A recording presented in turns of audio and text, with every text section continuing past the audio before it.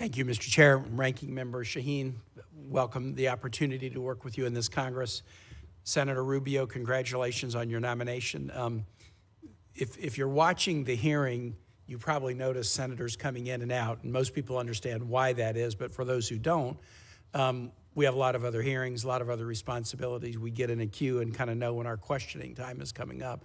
I decided that I would show up, albeit 11 minutes late, and stay because this is so important to the country and to me. But I think for those of you who have watched this hearing that was gavelled in at 10, what you've seen is a nominee who is extremely well prepared.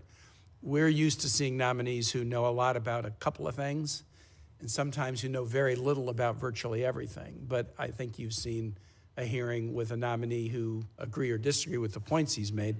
He's not talking out of a briefing book. He's not having a thumb through a binder to decide how to answer a particular question. I've always been struck in working with Senator Rubio on this committee since I came to the Senate in January of 2013 that he has a very well-developed sense of the world and a passion and interest in all corners of it. I was particularly happy that he was nominated for two reasons. One, we have worked together significantly on legislation touching many different areas over the years, and one was referred to by Senator Shaheen, legislation to send a clear message that NATO and the U.S. participation in NATO is not just simply an executive priority that could come and go depending upon the Article II Commander-in-Chief, but it was also something so important that Congress would say that the membership of the United States in NATO is something that Congress would want to weigh in on should there ever be a decision by an executive that we should back out of NATO. And I think sending that message from Congress has been a very important thing that has led to a NATO that is expanding. Finland and Sweden, where the polling would have been de minimis 10 years ago for joining NATO, are now in.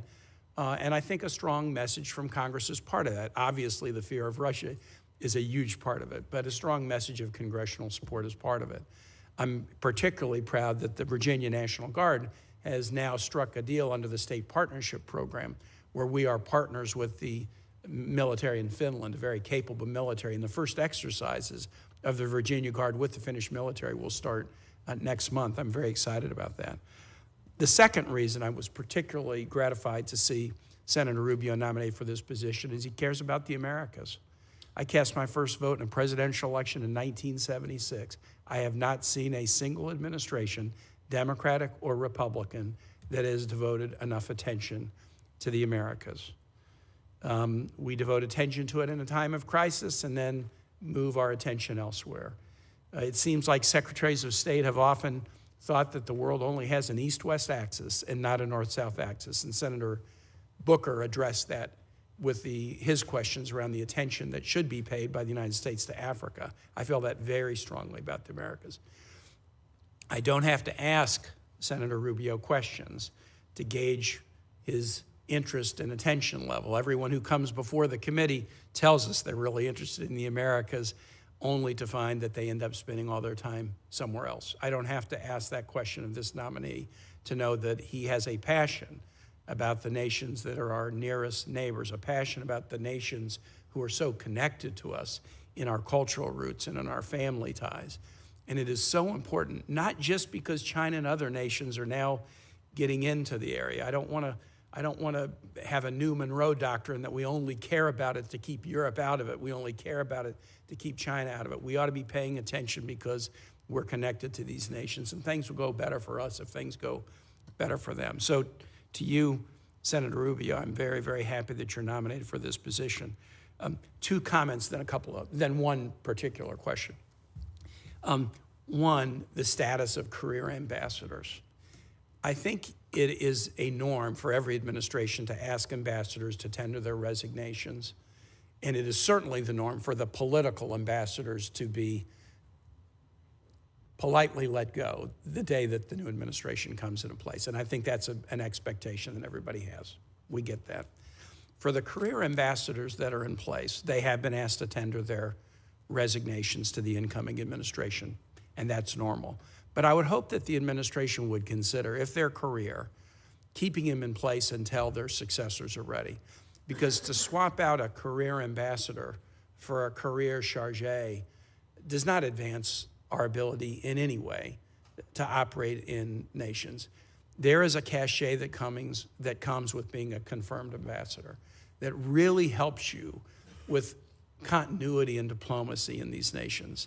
So I know that that's a decision that the president makes, but I hope as you have a conversation with the national security and diplomacy team, you might encourage the administration.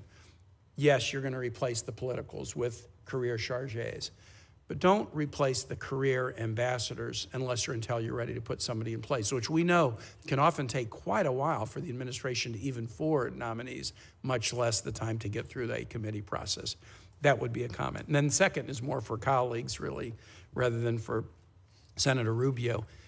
One thing I've tried to be consistent on in my service on this committee is fight against unilateral executive application of military power unless it's in pure instances of imminent self-defense, active self-defense or self-defense against imminent hostilities. And I have been able to get this committee to pass significant war powers resolutions under 3 different presidents now: President Obama, a Democrat, President Biden, a Democrat, and President Trump, a Republican. And I just wanted to assure everybody that I'm going to continue to be a stickler that the nation shouldn't be at war without a vote of Congress, except in the instances of imminent self-defense.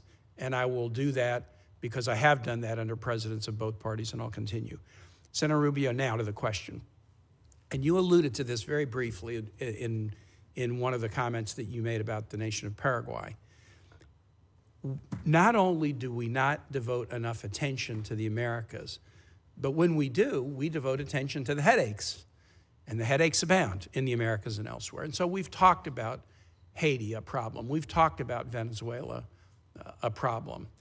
But so often we don't pay attention to lift up, elevate, provide resources to celebrate the nations in the Americas that are doing things right. And so when I travel to the region, and I'm sure you've heard the same thing, I hear these nations that are doing things right. Why won't you pay attention to us? Ecuador threw out a pro-China government, put a pro-U.S. government. All they wanted was a trade deal. We want to be closer to the United States. We're the only nation on the Pacific coast of the Americas that doesn't have a trade deal with the United States. This administration, I've been critical about the Biden administration, didn't do anything to advance that cause. Talk to us about some of the nations in the Americas that you think are doing things right, and what we ought to do to help those nations, because we'll be much more likely to spread the right if there are other nations in the region that are doing better and better and better than if we're just trying to lecture people about how to improve. Well, just as a general matter, one of the things that's always struck me is that the region, and then maybe this is true in other parts of the world as well, but particularly in the region, it's almost better to be America's adversary or enemy than friend, because there's the impact of friendship or the benefits of friendship are not tangibly clear to a lot of them. And you know, I've seen that expressed time and again over multiple years. And it's easier to pay attention to a headache. You're going to sanction, you know, some country that's not acting in anti-American ways, but the people that are sort of doing it the right way or want to be cooperative, they're ignored, and the countries that are doing it the right way are ignored. So I think there are a number of countries that right now as we speak, and I always say this with caution because I may not mention one country and they say, well, they left us out, but I just want to point to a few that I think are present and clear for us. You mentioned one with Ecuador. Ecuador was actually left out of CAFTA because at the time, the people in charge didn't want to be a part of anything with us. They're facing some real security threats that are unique to Ecuador's history. And they're facing these threats because you've got violence and gangs coming over from the Colombian border and then pushing up through Ecuador as a transit country, but they bring with it the turf fights and the gangs, and to the point where last year there was a real threat to the stability of the government, where they took over television stations and things of this, these armed elements did. And there's a lot we can do, and have done, but can do. Not a lot. We're not talking about a lot of money. We're not even talking about money in many cases, just equipment to help them at least to restore some sense of stability. The other thing that Ecuador, these are just off topics, but I think they're all relevant. Ecuador faces a very significant challenge with illegal fishing off their coasts by Chinese fishing fleets who violate their territorial waters on an almost daily basis in massive quantities, and it's an ecological crisis as well on top of it. That's a country that can use our help tremendously. I think about the Dominican Republic. People don't talk about the Dominican Republic enough, and they face a real challenge because of Haiti and the instability next door. They were also one of the countries that emerged from COVID the fastest. And not just because of the tourism return quicker there, and they've really been able to do some positive things. I think Argentina, I know people, some have not met the new president of Argentina. This is a serious, well-trained economist. I would not, if you sit down and talk to him for a few minutes, he has real clear ideas about economic development and is doing some really necessary things in terms of restructuring the direction of Argentine economics in a way that I think is very positive. Can I just say to every other nation out there that thinks you're a good guy, he was about to mention you, but my time has expired. But please focus on the good guys, and let's help them do better and better and better and be good examples in the region. Thank you. Thank you. Excellent point, Senator Kaine. Excellent point. Senator Curtis, welcome to the committee. Thank you, Mr. Chairman, Ranking Member. It's great to be with you today. Great to be on this committee.